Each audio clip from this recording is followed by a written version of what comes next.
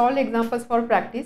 आत्ता आपण जे थेरम्स बघितले त्यावर आधारित काही क्वेश्चन्स आपण सॉल्व करणार आहोत. हे सगळे क्वेश्चन तुमच्या टेक्स्टबुकमध्ये जे सॉल्व एक्झाम्पल्स आहेत त्याच्या अंडर दिलेले आहेत. सो फर्स्ट क्वेश्चन, एक ट्रँगल दिलेला आहे, ट्रँगल ABC. त्यामध्ये DE पॅरलल टू BC हे मेन्शन केलेलं आहे. त्यानंतर साईडची व्हॅल्यू दिलेली आहे. For example AD 1.8, DB 5.4, EC 7.2. आपल्याला व्हॅल्यू विचारलेली आहे AEची. मग आता हा क्वेश्चन कसं सॉल्व करणार? आठवायचं आपण कोणते थेरम्स बघितले, काय काय बघितले आहे. आपण एक फर्स्ट थेरम बघितलेला बेसिक प्रोपोर्शनॅलिटी थेरम. त्यामध्ये आपण बघितलं एक ट्रँगल असतो, एका साईडला पॅरलल असला आणि जर साईड दिलेली असेल आणि त्यानंतर हे जर रेशोज दिलेले असेल तर त्या केसमध्ये आपण बेसिक प्रोपोर्शनॅलिटी थेरम यूज करू शकतो. त्यामुळे इथे सुद्धा आपल्याला बेसिक प्रोपोर्शनॅलिटी थेरमचा यूज करूनच एची व्हॅल्यू फाइंड करायची आहे. सो सोल्युशन काय असणार आहे? According to basic proportionality theorem, DE parallel to BC. ट्रँगलच्या एका साईडला पॅरलल आहे त्यामुळे आपण असं लिहू शकतो AD this upon this is equal to this upon this. So AD upon DB is equal to AE upon EC. ज्या साईडला पॅरलल आहे त्या व्यतिरिक्त ज्या दोन साईड्स आहेत त्या साईडला ही लाईन इक्वल प्रोपोर्शनमध्ये डिवाइड करणार किंवा आपण असं बोलू शकतो हे रेशोज इक्वल असणार. So AD upon DB is equal to AE upon EC. Therefore AD is 1.8, DB is 5.4 is equal to AE. AEची व्हॅल्यू आपल्याला फाइंड करायची आहे आणि ECची व्हॅल्यू आहे 7.2. AE upon 7.2. So 1 into 7.2 is equal to AE into 3, and therefore AE is equal to 7.2 upon 3, and hence AE is equal to 7.2 upon 3 division जर केली ती value असेल 2.4. त्यामुळे AEची व्हॅल्यू आली 2.4. ते तुम्ही युनिट मेन्शन करू शकता, युनिट. नाव सेकंड. आता सेकंड बघा काय दिलेलं, एक ट्रँगल दिलेला आहे, ट्रँगल PRQ. इथे असा सिम्बॉल दिलेला आहे, याचा अर्थ काय? हे दोन अँगल इक्वल आहे. याचा अर्थ काय? आपण इथे कन्सिडर करू शकतो की हा अँगल बायसेक्ट झालेला आहे.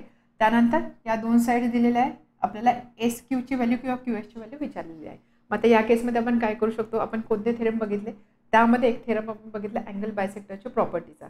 त्या थेरमच्या अकॉर्डिंग आपण काय लिहू शकतो? थेरम काय होता? सपोज एक ट्रँगल आहे ABC, हा अँगल सपोज बायसेक्ट झालेला आहे तर आपण असं लिहितो, हा पॉईंट जर E असेल तर आपण काय लिहितो? AB upon AC is equal to AB upon AC. B ला लागून कोणती साईड आहे? BE, आणि या साईडला CE और EC. हे रिलेशन आपण लिहितो. सो तेच लॉजिक किंवा ह्याच थेरमच्या अकॉर्डिंग आपल्याला इथे रिलेशन लावावं लागणार आहे. According to property of angle bisector of triangle, we can write, हा अँगल बायसेक्ट होतो सो RP अपॉन RQ. इथे तुम्ही RP लिहू शकता किंवा PR लिहू शकता, काही फरक पडणार नाहीये. RP upon RQ is equal to, आता ह्या दोन साईड कव्हर झाला, थर्ड साईडचा आपल्याला विचार करायचा. सो थर्ड साईड ही आहे, इथे RP घेतला त्यामुळे पुढे याच्यासमोर असणार PS आणि याच्यासमोर असणार SQ किंवा QS. So this upon this is equal to this upon this. This is angle bisector property. Values put करा. RP is 15, RQ is 20, PS is 12, SQची व्हॅल्यू आपल्याला विचारलेली आहे. फायनली डिवाइड होणार आहे. Therefore SQ into 3 is equal to 12 into 4. SQ is equal to 12 into 4 upon 3. Hence SQ is equal to 12 upon 3 is 4. 4 into 4 is 16. So SQ is equal to 16 or 16 unit. Third, तीन parallel line दिलेल्या आहेत. Line AB, line CD and line D या तीन parallel line दिलेल्या आहे आणि त्यानंतर त्यामुळे फॉर्म झाले इंटरसेप्टची व्हॅल्यू दिलेली आहे. फॉर एक्झाम्पल AC 5.4, C 9, त्यानंतर BD 7.5. तर आपल्याला DFची व्हॅल्यू फाइंड करायची आहे. तीन पॅरलल लाईन आणि ट्रान्सव्हर्सल. त्यामुळे आपण आता जी प्रॉपर्टी बघितली किंवा जो थेरम बघितला त्याचा यूज आपण इथे करू शकतो. सो बाय प्रॉपर्टी ऑफ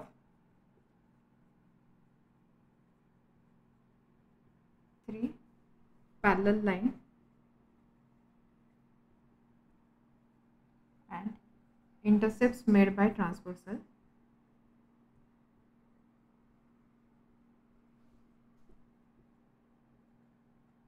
काय प्रॉपर्टी आहे त्याच्या अकॉर्डिंग आपण इथं this upon this is equal to this upon this. So A upon C, AC upon CE is equal to BD upon DF. सरळ सरळ हे रेशोज लिहायचे. ठीक आहे. And therefore AC 5.4, CE 9, BD 7.5 and DF ची value आपल्याला find करायची आहे. 5.4 upon 9, so 0.6 is equal to 7.5 upon DF. ठीक आहे. For DF is equal to 7.5 upon 0.6. So 75 upon 6, 75 upon 6, 12.5, and hence DF is equal to 12.5. तिन्ही थेरमवर आधारित 3 question आपण solve केलेले आहे. फोर्थ, एक ट्रँगल दिला आहे, ट्रँगल ABC.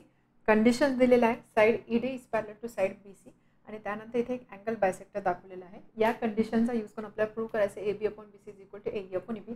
ॲक्टिव्हिटीच्या फॉर्ममध्ये हा क्वेश्चन दिलेला आहे. आता बघूया आपण हा क्वेश्चन आपण कसा सॉल्व करू शकतो. आपल्याला काय काय प्रूव्ह करायचं आधी त्याचा विचार करायचा. AB upon BC, so AB आणि BC या 2 साईड आहे, आणि AE अपॉन EB म्हणजे ह्या 2 साईड आहे. आता इथे अँगल बायसेक्टर पण दिलेला आहे, पॅरलल लाईन पण दिलेला आहे. तर ह्या दोघांना रिलेट करणारा थेरम आपल्याला माहिती आहे. सो फर्स्ट ऑफ ऑल आपण काय करूया, अँगल बायसेक्टर इथे दिलेला आहे, त्यामुळे अँगल बायसेक्टरची जी प्रॉपर्टी आहे त्याच्या अकॉर्डिंग आपल्याला काय व्हॅल्यू मिळते किंवा काय रिलेशन मिळते ते बघूया.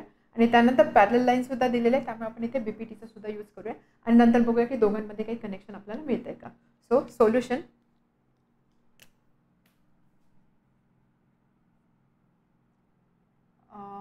Bye property of angle bisector of a triangle,